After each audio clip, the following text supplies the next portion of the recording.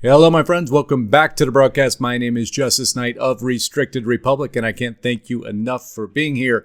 The last 24 hours was no letdown in the ways of absolute lunacy news, but that's always what we seem to have an absolute handful of every day nowadays. And what we do here is, rather than just simply allow the mainstream media to dictate everything that's going on, we take their headlines and put a big light of truth on top of it. Of course, a whole big hunk of personal opinion. Before we go any further, if you haven't subscribed to my YouTube channel, I certainly hope you will. Make sure your bell is checked. Give the video a thumbs up, and comments are always appreciated. You also know, or if you're new to the station, you don't know, I don't ask for donations. Rather, what I do is I provide you something in return. If you go over to restrictedrepublic.com, right now we're giving you 14 days for free.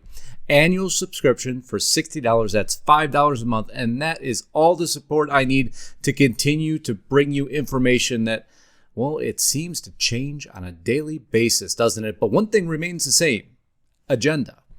U.S. unemployment claims rise by 1.5 million as pandemic pain continues. Pace of U.S. layoffs has slowed sharply since their peak in April, but still remain historically high. Well, wait now, weren't just a week ago we were talking about, or at least seeing, how well the stock market was doing and things were slowly recovering, and we've been screaming at the top of our lungs through our megaphone of truth that it isn't going to get better. It's too late for that. Too much is locked down, and every day we fall into further lockdowns, further suppression, so that the reopening is stifled. We're so far in debt at this point in time, there's really nothing we can do to pull it along, but maybe we'll have some help with the gross domestic product, right, to pull us out? But we warned you, that wasn't going to come true either. And lo and behold, what comes out? The IMF says deeper than expected contraction in U.S. economy likely in second quarter. Just to make that a little bit larger so it's a little bit easier to read. A de facto lockdown in the United States has lasted longer than expected, despite a rollback in some restrictions on mobility, pointing to a deeper than expected contraction in gross domestic product in the second quarter. Wow. We must have our own crystal ball here. No, we don't have a crystal ball. We have its alternative, which is called common sense.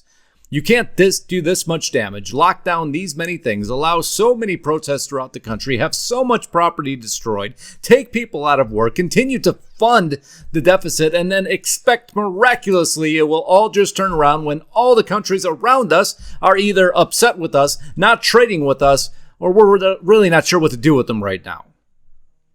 But that's all, again, a part of the agenda with our own little bit of personal opinion. And on top of that, as we covered yesterday, these PPP loans that are keeping many small businesses alive right now, what happens when those run out? When you run out, who knows what happens then?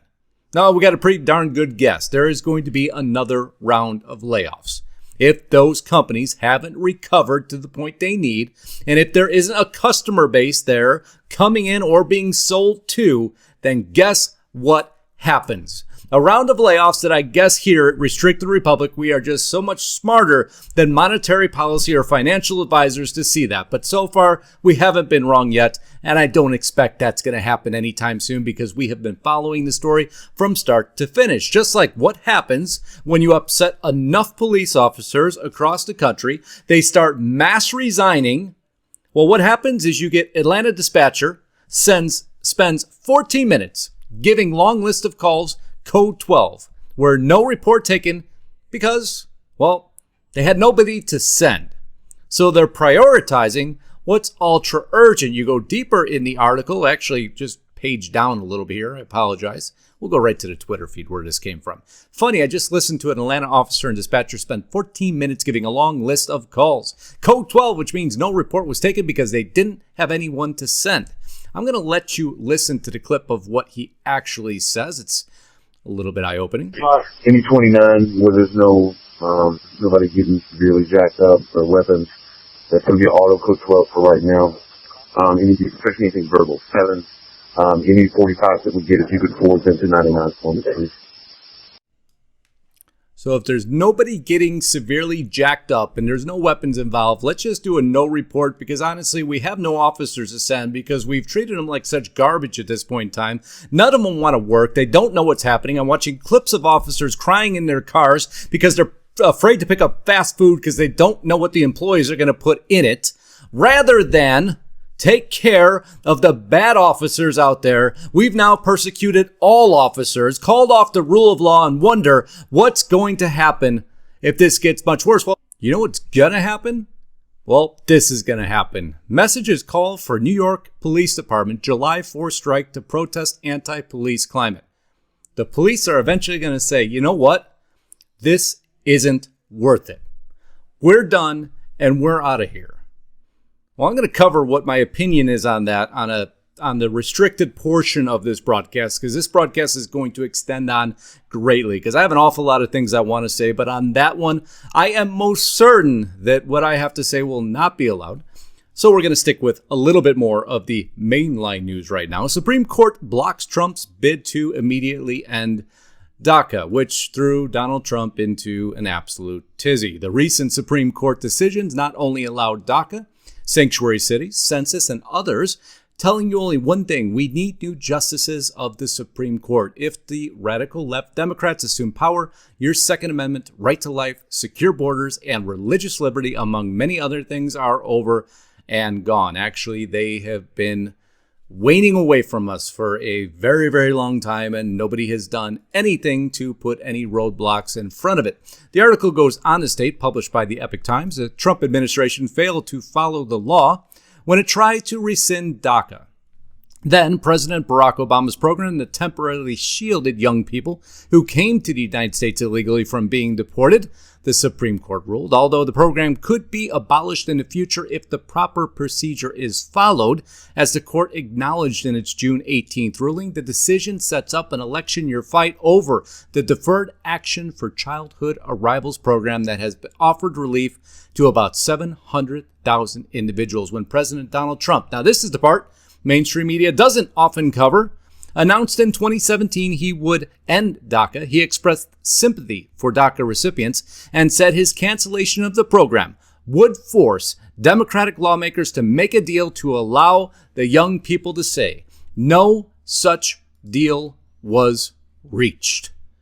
Now that is where I say we will depart from mainstream media and give you the other talking points within the agenda articles that are simply there to make Trump look deplorable. But in this event, he actually had good intentions from what we can all tell at heart, hoping the Democrats would help out. They didn't, and now DACA gets rescinded, so it all virtually becomes a moot point.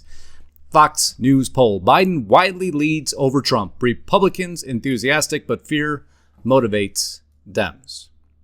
Well, it appears the fear agenda has now permeated beyond just now COVID, but now it's moving into the election. It's moving into the protest we're seeing. It's moving into the race wars that are brewing up in mainstream media, nothing we brew up here. But yet, Biden is leading in the polls. I haven't seen Biden really make too many appearances recently. This should call a lot into question, because who is truly unifying the nation right now? That's what we want to see. We want to see the unifier, those who could bring everybody together and lower these flames down, but that's not happening. And I personally don't believe in any way, shape, or form the man you now see on your screen has any ability to manage us through it. He, like everybody else, is better at throwing incendiary devices into the fire than actually attempting to put it out. And that is the problem with politics overall. Now we have Facebook banning Trump campaign ad that denounces Antifa violence. Now this could get rather confusing, so I'm going to walk you through it very basically. You'll see here from Media Matters, Facebook let the Trump campaign run 88 ads with inverted red triangle and infamous Nazi symbol. That was later pulled down because it represented a Nazi symbol. The Trump campaign comes out and says, no, that was made to represent Antifa. We went through the ADLs. They actually have a hate symbol database. It was not listed in that database, and they felt that was okay to use because it wasn't in the very database that Facebook has pulled it down because of hate. This is where it gets confusing, because this is, again, one of the tech platforms utilizing their power and authority and continually changing rules and interpretation of rules to affect a campaign. That is why you see so many articles coming out about that right now. This is hitting all the tech platforms. There is a silencing of one party. They'll say it's because that's the only party violating the rules and regulations, when in actuality, when you follow this very closely, that's not true. One agrees with the agenda that the tech titans do, and one does not agree with the same agenda the tech titans do. The one that does not agree, well, they lose. So there's the long and short of that. But now the biggest part of this story, actually two big parts. Did you notice weekend's going to be the end of the world? But before we get there, Beijing building sweeping DNA database in violation of human rights. Per an Australian think tank, this on the Epoch Times. We'll go into it. China's effort to build a DNA database of its citizens is carefully reviewed in a report titled Genomic Surveillance, released on June 17th by the Australian Strategic Policy Institute.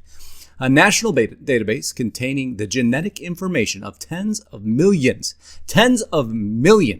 of Chinese citizens is a clear expansion of the already unchecked authority of the Chinese government and its Ministry of Public Security. Now, I'm going to give you the cover story for what this is all about. And I'm going to raise this up so you can read it. By collecting DNA samples from men and boys, Chinese authorities have built up a DNA database of YSTRs, which are short, random, tandem repeats of Y chromosomes. YSTRs are passed down from fathers to sons with little variation from one generation to the next. It means that by knowing a man's YSTRs, one can easily trace down his male relatives. If the database contains a large representative sample of DNA profiles and corresponding family records, even an unknown male's data can potentially be matched to a family name and even an individual, so long as investigators have on file that YSTR data of the male's father, uncle, or even a third cousin. This is used in forensic. Just gonna stop there. There is so much I want to say about this, and I'm going to be careful because as I continue this on, we're going to go on a rant about this. And as we covered yesterday, the FAA Boeing 737 MAX. Again, I'm going to monitor my words very, very closely.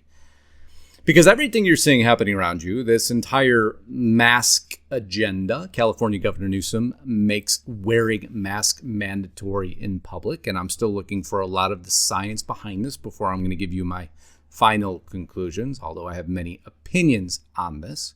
When in actuality, I think there's a more effective, potentially effective method, which would be temperature checks. We're finding out now that asymptomatic cases don't transmit to the degree we do. So if all businesses simply deployed temperature checks, remember, a simple thermometer, I've talked about this many times, would have knocked down all the issues that we're facing, but they seem not to want to do that. They seem in China to want to build DNA databases. Isn't that just amazingly coincidental to all the testing done they did for COVID-19? We also have now the UK will use Apple and Google's technology for its contact tracing app. So they want the app in your pocket. They want you traced through that. They want the DNA database. They want you in a mask. And where, I guess, does this end? This was the officer of the governor of California. Californians are now required to wear face coverings in public spaces, particularly indoors or when physical distancing is not possible. Well, I guess in all reality, none of this makes any difference. And the reason none of this makes any difference, because come this weekend, this article published on Zero Hedge, it's the end of the world anyway. New reading of Mayan calendar suggests that the end of the world is this weekend. In a since deleted tweet, scientist says, following the Julian calendar, we are technically in 2012. Just so you know, we're also in 2012, not 2020. The number of days lost in a year due to a shift in the Gregorian calendar is 11 days. For 268 years, using the Gregorian calendar times 11 days, and we'll go through the math. Following this theory, June 21st, 2020 is the technical end of the world. So everything I reported on makes no difference at all. This is sarcasm, YouTube, just so you know. Nobody's truly predicting the end of the world because I don't follow the Mayan calendar nor believe in it.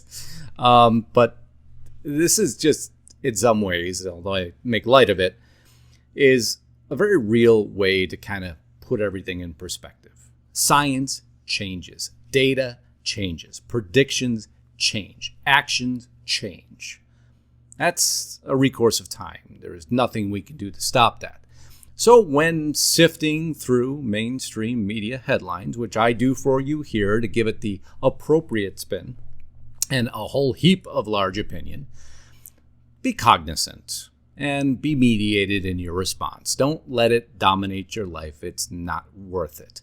There's too much misinformation out there.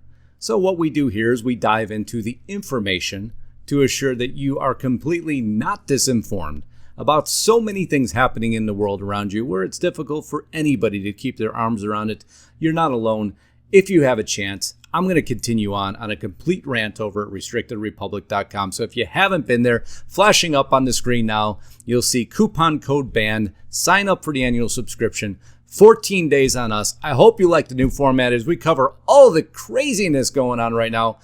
But when I get over there, I can talk about all the things that, are better left there. Let's just put it that way. So until next time, Godspeed and God bless. Justus Knight signing out.